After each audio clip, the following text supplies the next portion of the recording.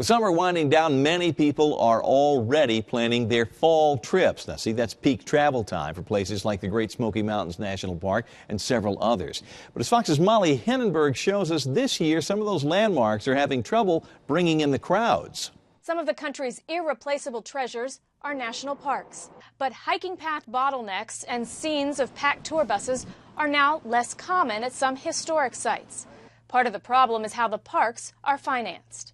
We have not received adequate appropriations in order to even keep even. Created and funded by Congress, the national parks receive a high level of protection. But when lawmakers became deadlocked last fall and Congress forced the first partial government closure in 17 years after failing to pass a budget, that meant the money to keep national parks up and running ran out. The public expects these places to be available to them for all of their purposes. Some of the most iconic parks, including the Grand Canyon and the Statue of Liberty, actually opened for business temporarily by relying on local and state budgets once federal dollars froze.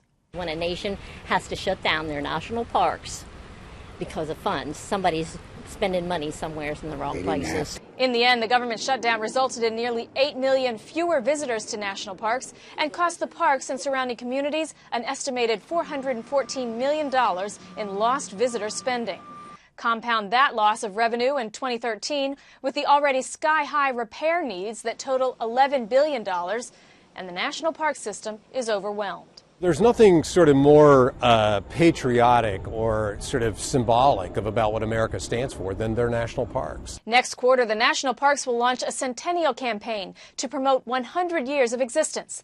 They'll invite visitors to bring their smartphones and share their stories about visiting the parks on social media, calling the centennial campaign Find Your Park. In Washington, Molly Henneberg, Fox News.